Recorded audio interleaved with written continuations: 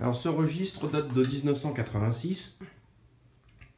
Ce sont des registres que j'ai trouvés dans l'usine Rousseau quand je suis arrivé dans cette usine désaffectée pour m'y installer, pour y faire mon atelier et puis y habiter. Et tous les locaux étaient donc abandonnés et il y avait le local du comptable avec son bureau et tous les registres de comptabilité. Et parmi ceux-là, certains étaient tout neufs, enfin n'avaient pas été utilisés. Donc j'en ai pris un pour faire mon carnet de projet. Et j'y ai collé donc à l'époque les études que je faisais un petit peu au fur et à mesure. Donc là c'est l'homme qui marche. Et là c'est Orion avec le petit personnage perché sur ses épaules dont j'ai oublié le nom. Parce qu'à l'époque je travaillais sur ce thème. Et donc on voit les variations au niveau des études à l'encre de Chine. On va travailler à la plume. Et toutes les variantes sur le thème. Le voyage d'Orion.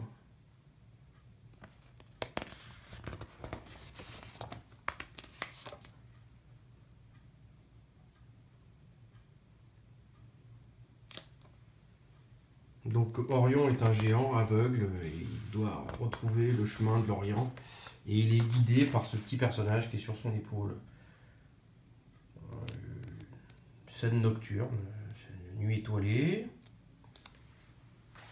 On revient à notre personnage d'Orion. C'est un thème que j'ai travaillé pas mal, surtout à cette époque. Alors ce qu'il y a, c'est que ces études, en fait, pour la plupart, elles sont restées là-dedans. C'est-à-dire que ce que je considérais comme des études à cette époque, ben en fait, maintenant je me rends compte que c'était plutôt des œuvres en elles-mêmes. Hein. Donc ici avec un travail sur la symétrie.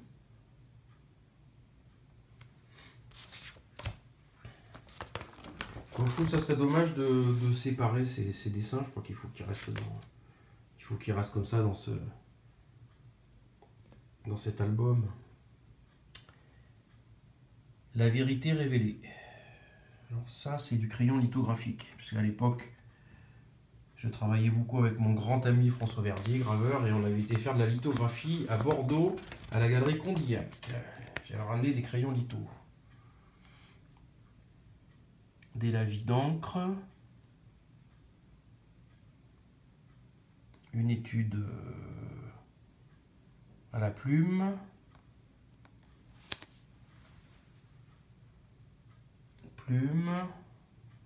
Dessin à la plume et à la gouache.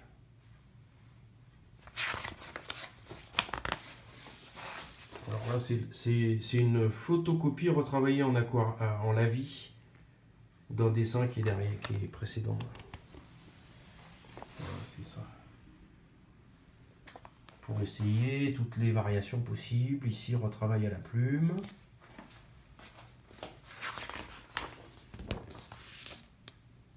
Les amis. Là, je me rappelle le titre, mais il n'est pas marqué. Ça aussi, c'est les amis.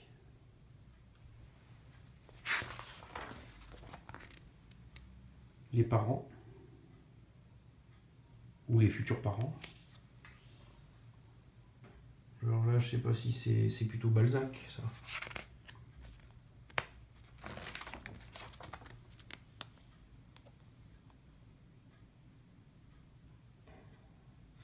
Là, ce sont des improvisations, hein, donc je sais pas, Laurent de Médicis devant ses collections d'antiques. Un sculpteur égyptien peut-être, ou je sais pas, qui est en train de sculpter un chat monumental. Donc tout ça, c'est des idées de tableaux, mais j'ai jamais fait les tableaux. Parce que en fait, je pense que dans l'esquisse, tout était fait, quoi, tout est dit. C'est vrai.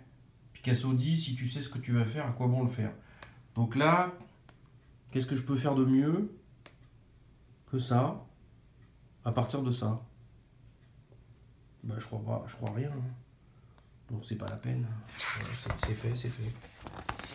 Le cosmonaute. Cosmonaute aussi, j'ai travaillé pas mal là-dessus. Ça, c'est 85. Alors, je lui ai mis un ami. Là, c'est un nu inspiré de... C'est préhistorique, quoi.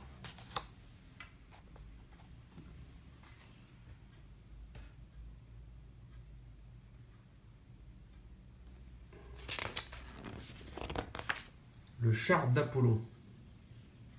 Ça, c'est un souvenir de très précis. C'est ma grand-mère qui nous promenait en Solex dans sa remorque.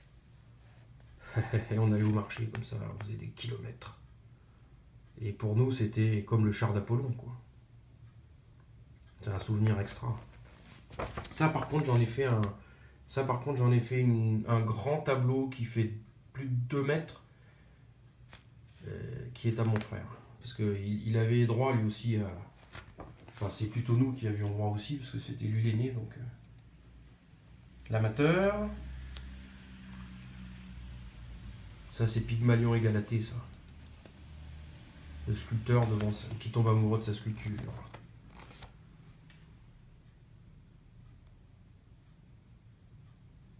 Ah, c'est rigolo, parce que sur Canal 86, Pygmalion et Galatée, c'est une étude pour un tableau que du coup j'ai réalisé. Et en fait, c'est devenu, une fois réalisé,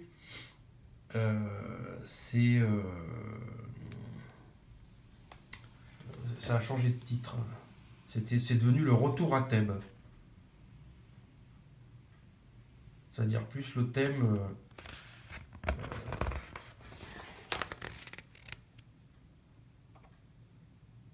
Alors, le lecteur.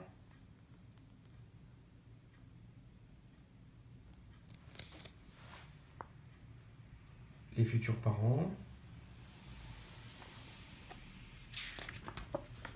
Ouais, c'est le. Après, c'est devenu plutôt le.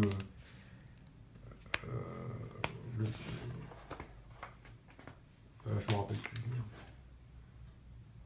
Alors, les futurs parents. C'est marrant comme les mots me manquent devant les images. Elles parlent pour elles.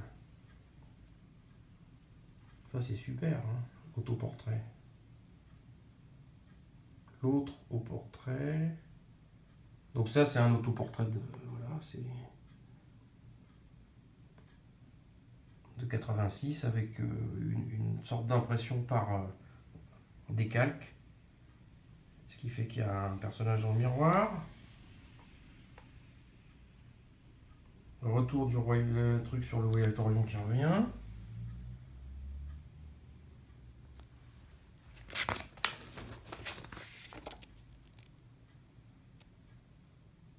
La vie. Ah, c'est sympa ça. Cette espèce de paix qu'il y a là-dedans.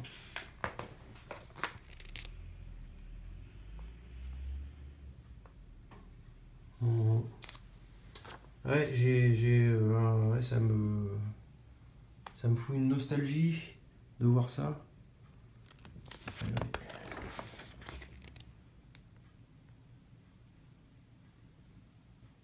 Je me rappelle très bien l'état d'esprit dans lequel j'étais hein, quand je faisais ça.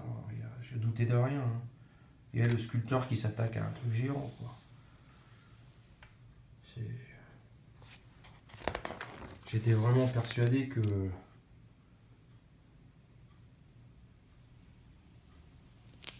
j'allais, je sais pas, que j'allais, non, c'est pas forcément réussir, mais j'étais assez sûr de moi, quoi.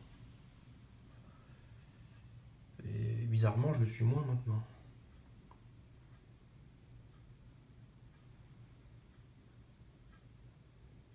C'est que je n'avais pas encore éprouvé l'objectivité du monde social, comme dit Bourdieu.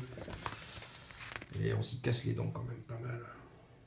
Il suffit pas d'avoir du talent d'y croire, hein. Il n'y a pas que ça. Il y a tout un tas d'autres éléments qu'on ne maîtrise pas.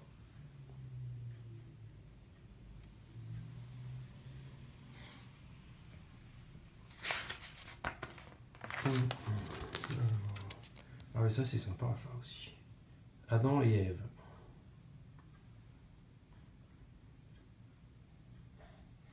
Les encres, c'est j'avais fait des mélanges, j'avais récupéré des pigments pour colorer les peaux pour faire les gants, parce que c'était une usine de gants. Et donc quand je suis arrivé, il y avait tout un tas de... il y avait encore les machines, il y avait des produits, tout ça, j'avais récupéré, j'avais fait des cuisines avec ça.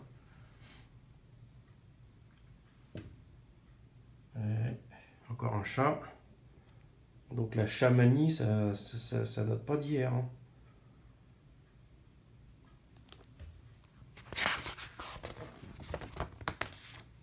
Et le portrait de l'artiste, il est chouette celui-là. Et voilà, ça s'arrête là.